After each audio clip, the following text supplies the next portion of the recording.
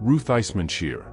In the early hours of the 17th of December, 1968, in Decatur, Georgia, a masked man and woman knocked on the motel door, claiming there'd been an accident involving Barbara Jane Mackle's boyfriend.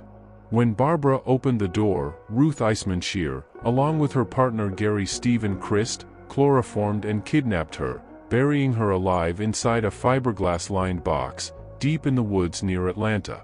The box contained an air pump, hoses, sedatives, food and light, but Barbara was trapped underground for more than 80 hours before being rescued, alive and badly dehydrated.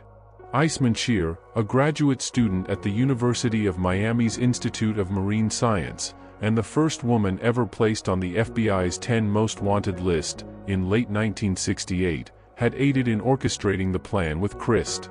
A $500,000 ransom was demanded, and though a botched ransom drop occurred, the FBI tracked clues leading to their identities. The arrest unfolded in March 1969. While Christ was caught soon after the ransom drop, Eismanshire evaded capture, until the 5th of March, 1969, when she was arrested in Norman, Oklahoma, attempting to apply for a hospital job, where fingerprinting linked her to the crime. She was extradited to Georgia, pleaded guilty, and in May 1969 was sentenced to 7 years in prison. Serving around 4 years, she was paroled in 1973 and deported to Honduras, her native country. In the shadow of this ordeal, Barbara Mackle, the victim, later co-authored 83 Hours Till Dawn, chronicling her experience, which inspired film and book adaptations. Ruja Plamonova Ignatova, a Bulgarian-born entrepreneur raised in Germany, once styled herself as the Crypto Queen. In 2014, she launched OneCoin Limited, presenting it as a revolutionary cryptocurrency that would rival Bitcoin. Promoted through flashy events, aggressive multi-level marketing tactics, and promises of extraordinary returns, OneCoin attracted billions of dollars from investors across the globe. But behind the glittering image was a vast fraud. Unlike Bitcoin, OneCoin had no genuine blockchain, and its so-called tokens could not be traded on any legitimate exchange. Prosecutors later described it as one of the largest Ponzi schemes in history, swindling more than $4 billion from people in over 175 countries. Ignatova, who held degrees from the University of Oxford and the University of Constance, had no known history of criminal convictions before OneCoin, but she leveraged her elite image and linguistic skills to win trust and mask the deception. By mid-2017, U.S. authorities had opened an investigation, and she was charged in the Southern District of New York with wire fraud, securities fraud, and money laundering. In October 2017, just days after learning of sealed U.S. charges and an impending arrest, Ignatova boarded a flight from Sofia, Bulgaria, to Athens, Greece, and vanished. She has not been seen publicly since. Her co-founders and key promoters have faced prosecution, with several receiving prison sentences in the United States and elsewhere, but Ignatova herself became one of the world's most wanted fugitives. In October 2017, the U.S. government unsealed her indictment, and by June 2022, she was placed on the FBI's 10 Most Wanted Fugitives list, with a $5 million reward for information leading to her capture. No trial or sentencing has ever occurred for her because she remains hidden and wanted. Marie Dean Arrington. On the 23rd of April, 1968, in Leesburg, Florida, the quiet afternoon shattered when the body of 34-year-old Vivian Ritter, a legal secretary, was found shot to death. Investigators quickly linked the crime to 34-year-old Marie Dean Arrington, a woman already known to the courts. Just 2 years earlier, Arrington had been convicted of armed robbery and sentenced to prison, but she was out on appeal while awaiting a new trial. Her anger toward the legal system was personal. Her son, who had been represented by public defender Bob Pierce, had recently been convicted of robbery.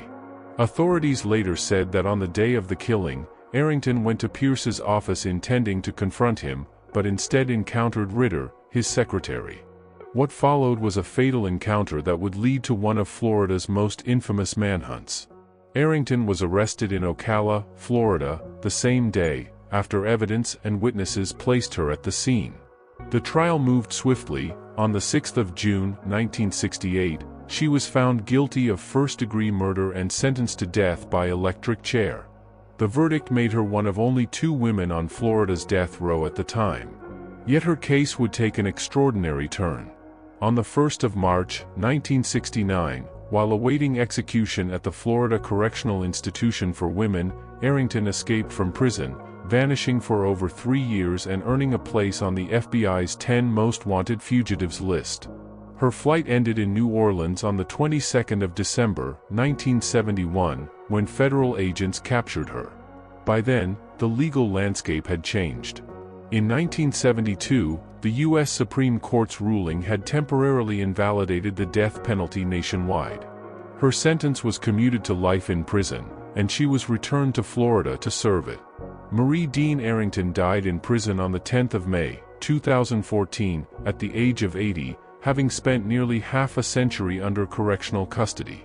We cover real-life crime events in the United States every day on this channel. It will really help if you show support by subscribing. Thank you very much as you do so. Next on the list, Angela Yvonne Davis. Born on the 26th of January, 1944, in Birmingham, Alabama, rose to prominence in the 1960s as a scholar, activist, and member of the Communist Party, with close ties to the Black Panther Party. By 1970, she was teaching philosophy at the University of California, Los Angeles, but her outspoken political views, along with her involvement in prison reform movements, placed her under intense public scrutiny. The pivotal event that put her in the center of one of the nation's most sensational criminal cases occurred on the 7th of August, 1970, in Marin County, California. 17-year-old Jonathan Jackson, armed with weapons registered to Davis, entered a courtroom during the trial of San Quentin inmate James McLean, took the judge, prosecutor, and 3 jurors hostage, and attempted an escape. In the ensuing chaos, Judge Harold Haley, 2 inmates, and Jackson were killed. Although Davis was not present during the attack, authorities alleged that she had purchased and supplied the firearms used, linking her to the crime, through conspiracy, kidnapping, and murder charges. With the state of California issuing a warrant for her arrest, Davis went into hiding, sparking a nationwide manhunt. She was placed on the FBI's 10 most wanted fugitive list on the 18th of August, becoming the 3rd woman, and the 309th person ever to appear there. She was captured 2 months later on the 13th of October, 1970, at a Howard Johnson Motor Lodge in New York City. Her arrest drew massive public attention, as activists around the world rallied for her release, framing the case as political persecution. During her trial, which began in early 1972 in San Jose, the prosecution argued that her involvement in the purchase of the guns made her complicit in the deadly outcome, while the defense contended there was no evidence that she planned or participated in the attack. On the 4th of June, 1972, after 13 weeks of testimony, the jury found Angela Davis not guilty on all charges. She was acquitted of conspiracy, kidnapping, and murder, walking free after more than 16 months in jail. The verdict was celebrated by her supporters as a landmark moment for political activists facing criminal charges in the United States, while her critics saw it as a controversial failure of justice. Davis went on to resume her academic and political career, remaining a prominent figure in civil rights and prison abolition movements for decades. Bernardine Ray Dorn. Born Bernardine Ray Ornstein on the 12th of January, 1942, in Illinois, moved with her family at a young age to Whitefish Bay, Wisconsin, where she spent most of her childhood. She emerged in the late 1960s as one of the most visible leaders of the Weather Underground, a radical left-wing militant organization that sought to overthrow U.S. government institutions through direct action. A former law student at the University of Chicago and member of the Students for a Democratic Society, she became a prominent voice in the movement's shift from protest to violent resistance. By 1969, she had openly embraced the use of bombings and other acts of sabotage, publicly praising extreme measures in response to the Vietnam War and racial injustice. Under her leadership, the Weather Underground claimed responsibility for a series of bombings targeting government buildings, including the U.S. Capitol in 1971 and the Pentagon in 1972. Although these attacks were intended to avoid human casualties, they drew the full attention of the FBI, which named Dorn to its 10 most wanted fugitives list in 1970, marking her as one of the most notorious radicals of her era. For nearly a decade, Dorn lived as a fugitive, moving between safe houses and underground networks, evading law enforcement while continuing to influence the group's operations. She was linked to the organization's wider criminal activities, including the 1981 Brinks armored truck robbery in Nanuet, New York, carried out by members of the Weather Underground in alliance with the Black Liberation Army. The robbery left 2 police officers and a security guard dead, though Dorn was not accused of direct participation in the killings. Still, her name surfaced repeatedly in federal investigations, further cementing her image as a symbol of the radical underground. Her life on the run ended on the 3rd of December, 1980, when she voluntarily surrendered to authorities in Chicago, stating she was ready to come up for air. She pleaded guilty to misdemeanor charges of aggravated battery and jumping bail, stemming from anti-war protests in the late 1960s, and in 1981 she was sentenced to 3 years probation and fined $1,500.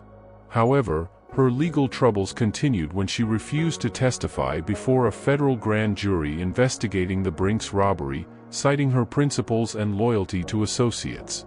For contempt of court, she served 7 months in jail before being released in 1982. After her release, Dorn transitioned into academia and law, eventually becoming an associate clinical professor at Northwestern University School of Law, where she focused on children's and family rights, an ironic turn for someone once branded one of America's most dangerous women.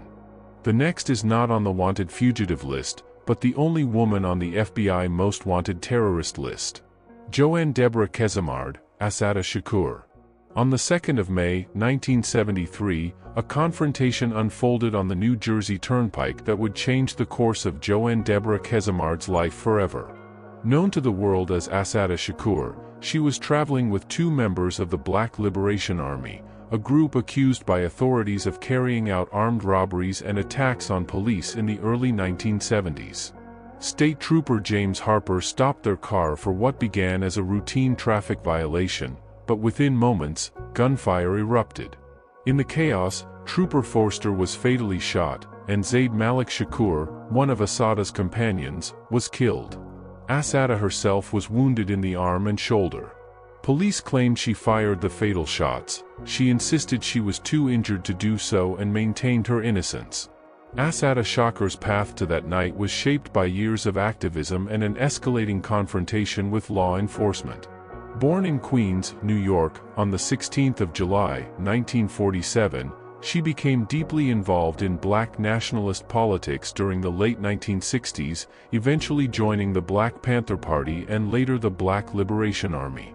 Authorities linked her to a string of serious charges in New York and New Jersey during that period, including armed robbery, bank robbery, and assault, though she was acquitted and had charges dismissed in several cases. By the early 1970s, she was already on the radar of the FBI and state police, a wanted figure accused of militant resistance against the system she opposed. After her arrest on the Turnpike, her trial became one of the most polarizing in the nation. For years, she faced multiple prosecutions for earlier cases, with mixed verdicts, but the most pivotal trial began in 1977 for the murder of Trooper Forster. On the 25th of March, 1977, a jury found her guilty of first-degree murder, armed robbery, and several related charges. The court sentenced her to life in prison, plus additional decades, ensuring she would never walk free. But Assata Shakur's story did not end there. In November 1979, in a daring midday escape, 3 armed accomplices entered the Clinton Correctional Facility for Women in New Jersey. They took 2 guards hostage, freed her, and fled the scene. Over the next few years, she vanished from U.S. soil, resurfacing in 1984 in Cuba, where she was granted political asylum by Fidel Castro's government. She has lived there ever since, a fugitive from American justice. The FBI has placed her on its most wanted terrorists list, offering a $1 million federal reward, alongside an additional $1 million from the state of New Jersey, for information leading to her capture.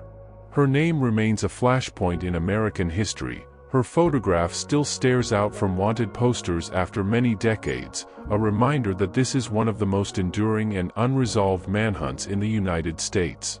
She remains wanted by the FBI. Catherine and Power. On the 23rd of September, 1970, a quiet suburb of Brighton, Massachusetts, was shattered by the sound of gunfire during a violent bank robbery. A group of anti-war radicals stormed the State Street Bank and Trust branch, seeking to fund their underground activities. Among them was 21-year-old Catherine and Power, a former Brandeis University student deeply involved in the anti-Vietnam War movement. The robbery spiraled into chaos when Boston police officer Walter Schroeder responded to the scene. As he approached, he was shot in the back and later died, leaving behind a wife and 9 children. Though Power did not fire the fatal shot, pulled instead by her associate William Gilday, she was charged as an accomplice to murder, armed robbery, and several related crimes. Power's journey to that day had begun years earlier in Denver, Colorado, where she was raised in a Catholic household and excelled academically. At Brandeis in the late 1960s, she became increasingly radicalized, joining activist circles that blurred the line between protest and militant action. The Brighton robbery wasn't her only illegal act. Earlier, she and her associates had stolen cars, stockpiled weapons, and planned other armed activities to support their cause. The bank heist was intended to be a quick strike for funds, but instead, it made her one of the most wanted fugitives in America. When police identified her as a suspect, she vanished, embarking on a life underground that would last more than 2 decades. For 23 years, she lived under assumed identities, moving across the country, marrying, raising a son, and working quietly as a chef and community volunteer. Yet the weight of her past never lifted. In September 1993, she turned herself into authorities in Boston, walking into a federal building and ending one of the longest-running fugitive hunts of its time. Her surrender shocked the public and reopened wounds for the Schroeder family. In 1994, Catherine and Power pleaded guilty to armed robbery and manslaughter. She was sentenced to 8 to 12 years in state prison for the manslaughter charge, plus an additional 5 years for the robbery, to be served concurrently. Her decision to plead guilty spared her a trial but did not erase the weight of the crime. She served 6 years before being released on parole in 1999, returning to civilian life under strict supervision. Susan Edith Sachs. On the 23rd of September, 1970, then a 21-year-old Brandeis University student, was part of a group that carried out an armed bank robbery at the State Street Bank and Trust Company branch. Alongside fellow radical and earlier mentioned Catherine and Power, and 3 other men connected to the anti-Vietnam War movement, the group intended to steal funds to support political causes. While Officer Walter Schroeder was shot during the heist, Sachs too was not the shooter, but became implicated in the murder due to her role in the planning and execution of the robbery. Her involvement with radical activism had begun earlier at Brandeis, where she was deeply engaged in the anti-war protests and aligned with groups advocating violent resistance against government institutions. The Brighton robbery marked the most serious crime in her history, setting her on the run for nearly 5 years. After the shooting, Sachs fled Massachusetts and lived undercover, moving between safe houses across the United States, aided by sympathizers in the radical left. For years, the FBI kept her on its 10 most wanted list, portraying her as armed and dangerous. She evaded capture by changing identities and keeping her network small, until the 27th of March, 1975, when federal agents finally arrested her in Philadelphia. Her capture made headlines nationwide. In 1976, Susan Sachs stood trial in Boston. She was convicted of armed robbery and related charges, but not of murder. On the 15th of April, 1976, She was sentenced to a prison term of 12 to 15 years in Massachusetts Correctional Institution, Framingham. Sachs served several years before being released on parole in 1982. Donna Jean Wilmot. In the spring of 1985, 44-year-old Donna Jean Wilmot and her partner Claude Daniel Marks were charged with plotting a dramatic prison break. They set out to buy and transport approximately 37 pounds of explosives, believing it to be C4, with the intent to bomb a maximum security facility in Leavenworth, Kansas, and free Oscar Lopez, a leader of the Puerto Rican separatist group, the Armed Forces of National Liberation, a conspiracy that ultimately proved to be an FBI sting. Soon after purchasing the inert explosives in Louisiana, the pair discovered a hidden listening device in their vehicle and fled, vanishing from public view. From the 22nd of May, 1987, Wilmot became the 412th fugitive, and one of only 7 women, added to the FBI's 10 most wanted list at the time. Over the next 9 years, she lived undercover under the alias Joe Elliott in Pittsburgh, where she and Marks led everyday lives volunteering with children and AIDS causes, raising families, and integrating into their community, all while evading capture. Then, on the 6th of December, 1994, in Chicago, they surrendered to FBI agents, handing themselves in at federal offices and immediately being taken into custody and held without bail. They had negotiated a plea agreement. Wilmot would plead guilty to conspiracy charges connected to the aborted prison break plot and face up to 5 years in prison, while Marks would face up to 10. She was later sentenced to 3 years in prison. Shawnte Henderson. On the 2nd of September, 2006, at a gas station in Kansas City, 24-year-old Shawnte Henderson confronted 21-year-old DeAndre Parker as he sat in his Ford F-150 with Mia Bentley. Witnesses said Henderson stepped in front of the truck and fired 5 rounds through the windshield, killing Parker instantly. Henderson claimed she acted in self-defense, believing Parker intended to run her over, and said their conflict stemmed from prior threats. Born and raised in Kansas City, on the 18th of October, 1982, Henderson had been linked to local gangs from a young age and was no stranger to law enforcement, with prior arrests on weapons charges and alleged connections to robberies and assaults. Her notoriety escalated when on the 31st of March, 2007, she was placed on the FBI's 10 most wanted fugitives list. Within the same day, based on a tip from an informant, police found her at a Kansas City associate's residence and arrested her. In November 2008, a judge found Henderson guilty of voluntary manslaughter and armed criminal action in the death of DeAndre Parker. On the 23rd of January, 2009, she got 10 years for manslaughter, but the sentence was suspended, and she was put on 5 years probation. She also got 3 years for armed criminal action, which she served right away. But that changed in September 2010, when police caught her with a gun, leading to a federal conviction for being a felon in possession of a firearm. In April 2012, she was sentenced to just over 7 years in federal prison. A month later, a state judge revoked her probation and made her serve the 10-year manslaughter term on top of her federal time, meaning she now faced more than 17 years behind bars. Her release is set to be around 2027. Brenda Delgado. On the 2nd of September, 2015, in the quiet Dallas neighborhood of Oak Lawn, 35-year-old pediatric dentist, Dr. Kendra Hatcher was found shot to death in the parking garage of her apartment complex. Investigators quickly discovered the killing was not a random act, but an orchestrated hit.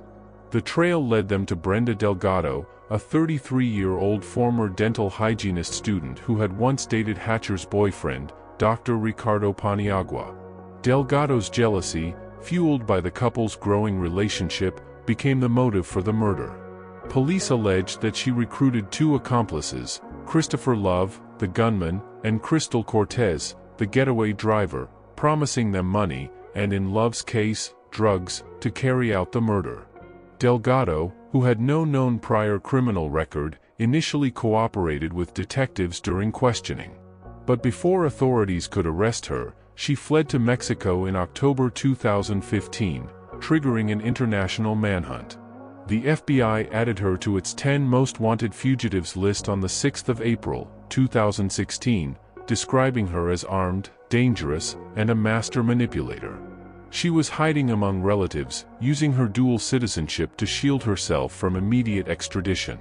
But it only took 2 days and Mexican authorities captured her on the 8th of April in Coahuila. After lengthy legal proceedings, she was extradited to the United States in 2018 to face trial in Dallas County. On the 7th of June, 2019, the jury found her guilty of capital murder, but due to an extradition agreement with Mexico, prosecutors did not seek the death penalty. She was sentenced to life in prison without the possibility of parole, ensuring she will spend the rest of her life behind bars. Today, Brenda Delgado is still serving her sentence in a Texas prison. Shanika Minor. She was born the 29th of November, 1991, in Mississippi, and worked as a newspaper deliverer before the incident that changed everything. On the 6th of March, 2016, in Milwaukee, a confrontation unfolded with her mother's neighbor, 23-year-old Tameka Perry, who was heavily pregnant. The argument, sparked by loud music, escalated dramatically, and Minor fired a shot into the air before leaving the scene. She then returned around 3 a.m. the next morning. Confronting Perry at her back door, Minor's mother intervened, placing herself between them.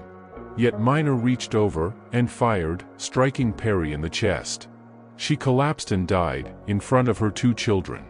Her unborn baby also died. Minor quickly became a fugitive. On the 28th of June, 2016, she was added to the FBI's 10 most wanted list as fugitive number 509, becoming the 10th woman on the list. A reward of up to $100,000 was offered for information leading to her capture. Against a backdrop of search efforts across multiple states, she was located in a motel near the airport in Fayetteville, North Carolina, and taken into custody on the 1st of July, 2016. Minor pleaded guilty, and on the 24th of August 2017 she was sentenced to 30 years in prison, to be followed by 10 years of extended supervision. If you like this video and want to see more like this, where we cover the true crime events across the United States, then I'd be more than happy to see you subscribe to this channel. Like this video and hit the bell icon to be the first to know when the next case is out tomorrow.